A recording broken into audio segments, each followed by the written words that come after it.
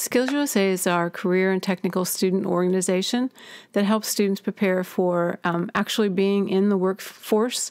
It helps them develop leadership skills, teamwork skills, communication skills. It's so rich in opportunities for students to learn a variety of different things that allow them to be productive and world-class citizens and workers. The rally is just a celebration of all of the opportunities kids had to try on new things, like different competitions. For example, extemporaneous speech. A lot of kids don't know what that is or what it entails, but if we encourage them to try new things, they have the opportunity to see if they like it and if they're good at it, and then pursue it. So it really was the celebration of the local contest. Local contests allow them to prepare for the district contest, and it's actually a qualifying round in many cases. Next week, we have our Skills USA Week, and there are lots of activities going on for that. Contest season starts in January, and January and February are full of contest seasons. But then on top of that, we add in our Skills USA Week, which is a national recognition of everything we do as an organization through the week. So you'll see lots of things going on at Franklin Tech for Skills next week.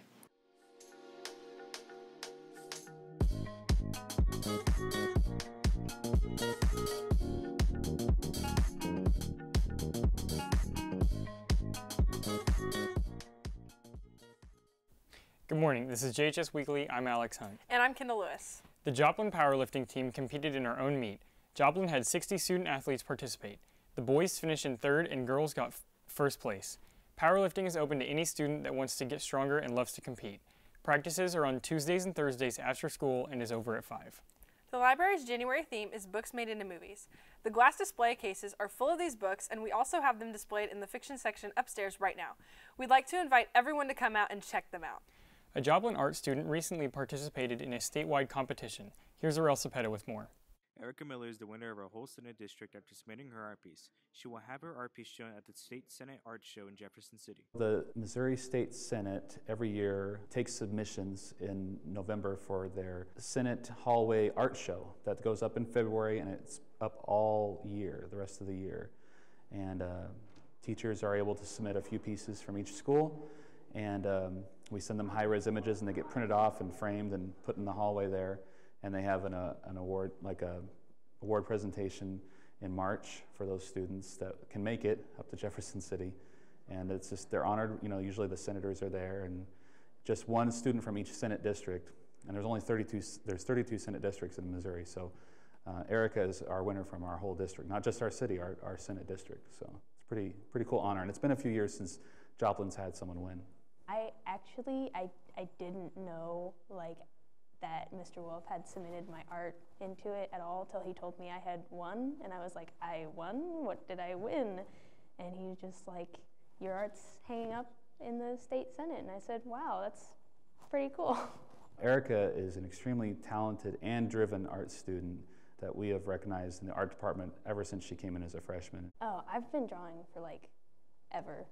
It's just something I've kind of always done, and I kind of started taking it more seriously in middle school, and since then I've just been really going at it. It's just something I've always done, and I feel like it's kind of a way for me to get out a lot of my creative energy.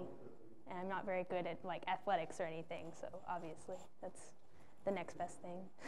Everyone that knows Erica knows what a great artist she is, because she's always drawing, always creating.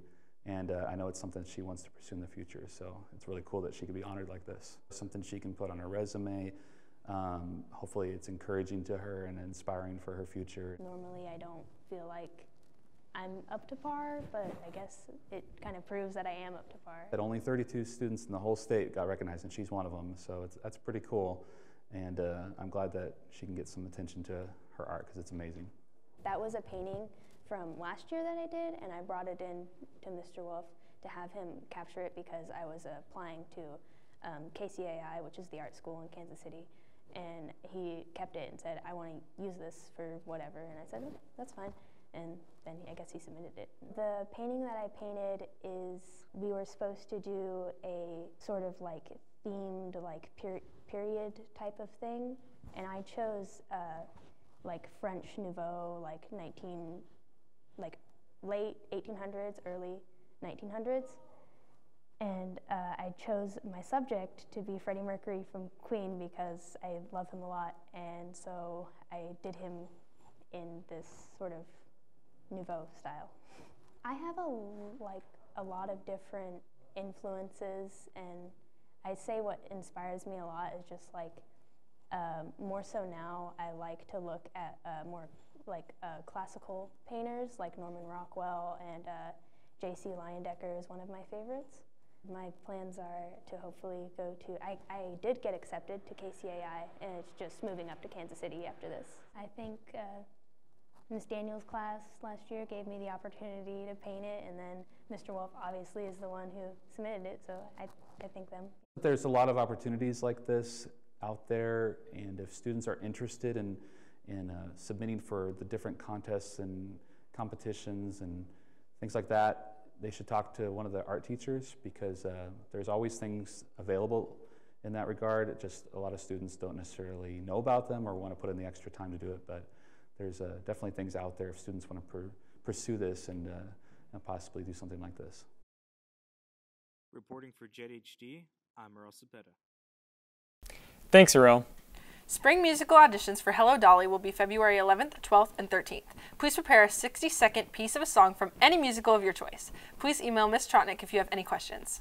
Samantha Walker takes us back to the 1960s to meet two players from the state championship basketball team. While I may not be athletically inclined, JHS is known for creating great athletes, and they've been doing it for quite a long time. I was a player, forward on the 1967 Joplin High School State Championship basketball team. I met with Steve Luber to find out what it was like to be a player back in 1967. We'd have practice, and we'd turn around and go down to the Y and scrimmage, play amongst ourselves, you know, and so you get used to putting that stuff into play, and you get the shots from different things, and compete. And the competing is a huge asset, because a lot of people are just trying to go through the motions and what the coach wants, but there's another level of quality if you compete and aggressively compete, as opposed to just kind of playing follow the leader, follow the play. I also met with player Mike Mater to learn about his love for the sport. I love basketball, even from an early age, and the teammates and we were a close-knit group. Even before and after practice, we would go out and do things together. And I think that even went into the games, that we knew each other well enough, and it was really fantastic that I had so many close friends that were not only good basketball players, but also good friends. And I think that that just really helped out both on and off the court. Mater also offered a device that was given to him by legendary Coach Kaminsky. That is that, you know, do life like you did in basketball. Do your best and try to succeed in anything that you're doing. Even though Kaminsky Gym now is just a name, back when we were in the sport in '67, he was an actual coach. He was an excellent coach. And they weren't always on top. In the championship game, they were at a deficit in the second half, but that didn't stop them. Well, some of the best lessons you get from those circumstances and those situations is you learn the dedication to what you're doing, the enjoyment to what you're doing. Because if you don't enjoy it, you're not going to perform as well as you could. You're not going to be as confident. So, you know, we enjoyed playing. We enjoyed the competing. We enjoyed the competition. And if you think about that in life, that's everything that you do away from your family. You know, you're doing all those kind of things in whatever job you have, and that kind of thing. That in 1967, the team itself was backed by excellent cheerleaders, by the fans, by the parents. The whole city was behind us. And I think that that meant a lot back then. It even does today, too. And while he was a great basketball player, Luber is actually more known for his baseball career. but his basketball career helped him make Major League One. The experiences and the things I took from my basketball did me well in my baseball career, for sure, and in life. Going through the experience we did, playing among bigger crowds, playing in the excitement, going and playing in Kiel Auditorium at the state championship game with the big crowds, and we were the underdogs in the game, and turned out the way it did.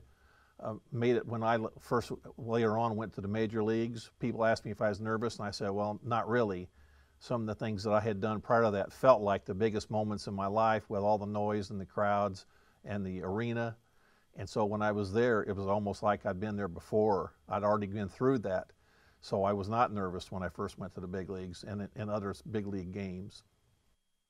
With help from Caden Suba and Colton Landis, I'm Samantha Walker, reporting for JHD. Thanks, Sam. As a senior, it is an option to become a teacher's assistant. Aurel Cepeda tells us more about what you do as a TA. I talked to a fellow TA to see what they do and why they're here. A TA helps the teacher out. That's what they do. Sometimes, even if they aren't a part of that class, they kind of cooperate with and help out. You know, like recently I helped out get set up for a basketball game last week. You can become a TA if you have a free hour. That means you have no classes to take. Like, for instance, for me, I no longer have to take American Government because I passed that class, and I don't have any other classes to do because some of them I got done years prior. So with that, I had a free hour, so I went down and wrote down a teacher assistant. And so with that, I chose who I wanted, and I went with it, ran with it, and now I'm a TA. It's not really that difficult. Just go to the counselor's office. They'll need you to sign a, they need you to get your signature, but also the teacher's signature and the principal's signature. I do recommend being a TA because any senior whatsoever, it's probably a good time to relax, especially with the teacher you like a lot. It's just kind of your time with the teacher, and if you don't have to do anything, just chill out. Reporting for JHD, I'm Aurel Cepeda. Thanks, Aurel. Alyssa Beasley gives us another JHD Spotlight. Most people are unaware of all the work that goes into JHD. I spoke with Zoe Bicker to find out exactly what they do. My sophomore year class, I took TV productions, and that was a lot of fun, so I thought might as well just go into something else, like higher up. So the next level was broadcasting or film, and I wanted to go into broadcasting. So I talked to my counselor, and I was like, hey, I want to be in broadcasting. She's like, sure. And so I'm in broadcasting during 5th hour. The work I do in broadcasting is just finding stories, like thinking of stories, and then I go out and get my interview and do what I need to do for my stories for broadcasting that I get assigned. And then I write questions up, and then I edit, and then I show it. Broadcasting requires like a lot of hard work and responsibility, and so it's like really fun once you like have those basic skills. My favorite part of broadcasting is the football games and the basketball games, because I feel like as a broadcasting crew that those bring us together. So I really like how that relationship brings us together, because we're working kind of like on off hours, kind of, if you think of it as like a job. So we're kind of working like off hours, like a regular day than a regular day job. So we're working off school hours, and I think that just like brings our relationship stronger, kind of. And so that's my favorite part. My main position in broadcasting is whenever we do games, I'm a cameraman. I do like different like cameras. I do left and right, and I do field sometimes, getting on the field and getting footage of the players. And then during the week, like during school hours, I'm a reporter, and I go out and find stories, and I film people, and I ask them questions about certain topics. Reporting for JHD, I'm Alyssa Beasley. Thanks, Alyssa. This has been JHS Weekly. Have a great week.